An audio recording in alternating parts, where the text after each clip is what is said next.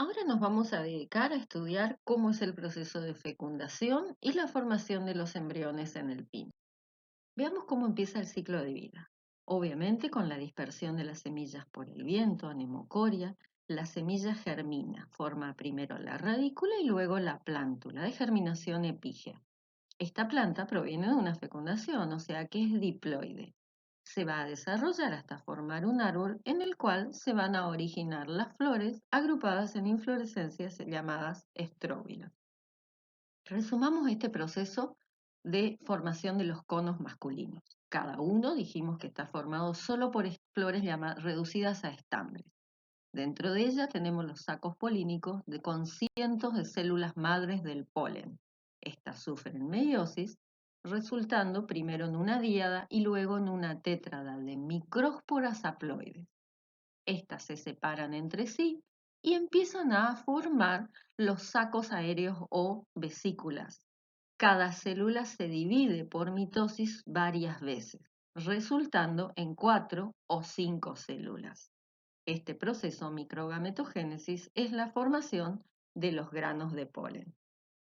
Estos granos de polen se van a dispersar porque las anteras se abren, los microsporangios liberan entonces los granos de polen que son liberados y dispersados por el aire. Veamos la estructura de las flores femeninas. Están agrupadas en estróbilos, cada uno de ellos conteniendo exclusivamente flores femeninas. Estas se encuentran dispuestas helicoidalmente alrededor del eje. Cada una de las flores tiene una bráctea estéril y una escama ovulífera que es la hoja carpelar. En la axila de la misma vamos a encontrar el óvulo. Este, a diferencia de los óvulos de las angiospermas, tiene un solo tegumento y dentro de él se va a desarrollar una célula madre de las megásporas. Otra de las características es que el estróbilo, antes y durante la polinización, los estróbilos son erectos y los óvulos están invertidos. ¿Qué quiere decir? Que la nucela del óvulo y la micrópila del mismo está orientada hacia el eje de la inflorescencia. Veamos ahora el proceso con una animación. Voy a mostrarles la animación 2 veces. Les pido que la primera vez prestemos atención a qué ocurre en el interior de la nucela en la formación de las gametas. Luego vamos a ver qué estará pasando en simultáneo con la formación del grano de polen. Empecemos con la nucela, donde se forma por mayor tamaño la célula madre de las megásporas. Se divide por meiosis y da 4 megásporas haploides. 3 degeneras y la más profunda se va a transformar en una megáspora funcional. Esa megáspora funcional va a quedar en reposo durante todo el invierno y recién a la primavera siguiente va a continuar el desarrollo. Esa megáspora empieza a dividirse por mitosis, resultando más de 1000 o 2000 núcleos libres. Recién después se va a producir la formación de paredes. 2 a 4 de estas células van a iniciar la formación de arquegonios, que resultarán en varias células llamadas canal del cuello y del vientre y una gigantesca ovocélula. ¿Sí? Este es el momento en que se completará la formación de las gametas masculinas entre el tubo polínico. Pero veamos de nuevo la animación, pero ahora prestando atención a la polinización. Una gota producida por la nucela arrastra los granos de polen hasta que quedan en contacto con ella. Mientras se está produciendo la formación de megásporas, el grano de polen queda en espera. Recién cuando la megáspora funcional ha completado el desarrollo del prótalo, se reinicia el crecimiento de este grano de polen. Primero, la célula vegetativa va a formar el tubo polínico. Este crece produciendo la muerte de las células de la nucela que están vecinas. ¿Sí? Este proceso se llama muerte celular programada. Mientras tanto, se han formado los arquegonios dentro del prótalo. Continúa ahora el desarrollo de la célula gametogénica o generativa. Esta célula se va a dividir por mitosis y va a formar dos gametos masculinos. Estas gametas van a recorrer el tubo polínico y van a penetrar a ese arquegonio. Empecemos analizando el proceso de la fecundación. Aquí, de las dos gametas masculinas, solo una va a fusionarse a la ovocélula. El cigoto, ahora diploide, tiene un núcleo que va a dividirse varias veces formando núcleos libres. Estos se desplazarán al fondo de la gran célula formando primero 4 y luego 16 núcleos. Con la formación de paredes se inicia el proceso del llamado proembrión. Esto va a ocurrir en cada uno de los arquegonios. Pero acá tenemos que detenernos un momento.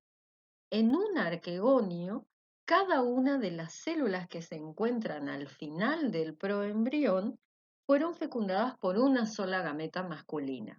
Pero cada uno de estas 4 células va a formar sendos embriones. Esto es un caso de poliembrionía homocigota. Hablamos de poli porque son muchos embriones y homocigótica porque proviene a partir de un solo cigoto. Sin embargo, la cantidad de arquegonios puede variar de 1 hasta 4.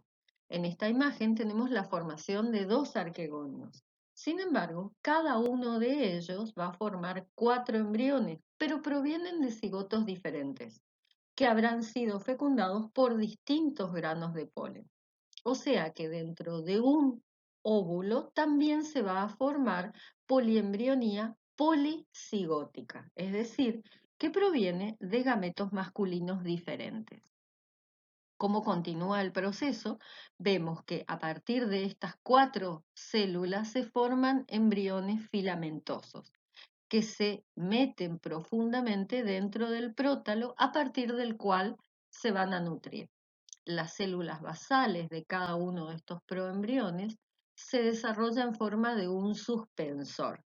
Ahora, en este momento, solo estamos apreciando 2 arquegonios, cada uno de ellos con 4 embriones. O sea que tenemos como mínimo 8 embriones aquí. Sin embargo, el contenido de las sustancias de reserva de este prótalo representado por una zona amarilla en esta animación no tiene los nutrientes necesarios para soportar a tantos embriones. Así que, en realidad, de todos estos embriones, únicamente uno de ellos continuará. Este embrión que continúe su desarrollo es finalmente el que va a sobrevivir. Y es así que las semillas de los pinos tienen un solo embrión al momento de la madurez. Recordemos que esto se estaba formando dentro de un óvulo que estaba en la hoja carpelar, es decir, esta escama seminífera al final va a quedar con 2 semillas en la axila, las cuales se van a dispersar con ayuda del viento gracias al ala que poseen. Hacemos la animación con algunas imágenes y fotografías. Aquí vimos entonces la ovocélula fecundada por una sola de las gametas se transforma en un cigoto. Es decir, que la fecundación en las gimnospermas es simple si se compara con el de las gimnospermas que tenían una doble fecundación. En sus etapas iniciales, este núcleo del cigoto se divide primero formando núcleos libres. Luego se forman las paredes y esto constituye un proembrión. Aquí hablábamos de los 2 tipos de poliembrionía. Homocigótica, aquellos embriones formados a partir de un solo cigoto, y además hablamos de poliembrionía policigota, cuando está formado a partir de distintos cigotos que fueron fecundados por distintas gametas masculinas. A continuación, el desarrollo va a seguir por las células del ápice. Cada una de ellas se va a separar en 4 proembriones filamentosos. Estos continuarán el desarrollo formando un suspensor. A partir del extremo se formarán los embriones, sin embargo, solamente va a sobrevivir uno de ellos. Aquí vemos una fotografía de estos proembriones en un corte longitudinal de una semilla en desarrollo. Si vemos más en detalles, podemos apreciar los proembriones al final de los largos suspensores. Entonces, en una semilla madura, finalmente el embrión que queda es único y se va a alimentar a partir de las sustancias de reserva del prótalo haploide. Aquí vemos semillas totalmente maduras. Estas son semillas que tienen dos polos, un meristema apical caulinar y otro radical. Tienen varios cotiledones y dentro de la semilla están rodeadas por las sustancias de reserva y parte de la escama ovulífera se transforma en las alas de la semilla. Todo este proceso, desde la formación de la célula madre de las megásporas hasta la formación de la semilla, puede durar 22 a 27 meses. Es decir, el ciclo del pino necesita de 2 o inclusive 3 años en algunas especies para completarse. Así, podemos decir que las semillas del pino, de acuerdo, como de otras gimnospermas, de acuerdo a sus sustancias de reserva, se denominan semillas protálicas. A este prótalo también se lo conoce como endosperma primario, para distinguirlo del endosperma de las angiospermas, cuyo origen es la fecundación y su grado de ploidía es triploide. Aquí son células haploides producto de la meiosis. Aquí vemos cortes transversales a la lupa y al microscopio para ver la relación que hay entre el embrión, los cotiledones y la cubierta seminal, también denominada episperma. La germinación del pino es epígea, es decir, luego de la formación de la radícula, el hipocótilo eleva los numerosos cotiledones fuera de la tierra. Aquí vemos una secuencia de fotografías que muestran el desarrollo primero del hipocótilo y luego del epicótilo que va a producir las primeras hojas onomófilo.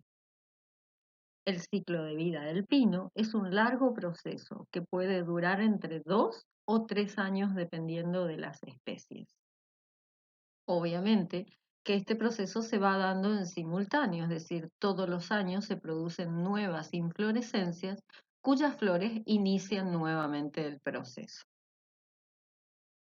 En el caso de las plantas, a diferencia de los animales y otras especies, existe alternancia de generaciones. Es decir, los gametos van a fecundarse e inician un proceso de formación de cigoto y luego a través del embrión producen la planta adulta. Esta planta produce flores o esporangios, donde se van a formar por meiosis esporas. Ahora, a diferencia de los animales, esas esporas son distintas a los gametos en relación a que no son capaces de fecundarse. Estas esporas van a dividirse por mitosis un determinado número de veces, formando una estructura que se llama gametofito, la cual recién va a dar la formación de gametos reiniciando el ciclo.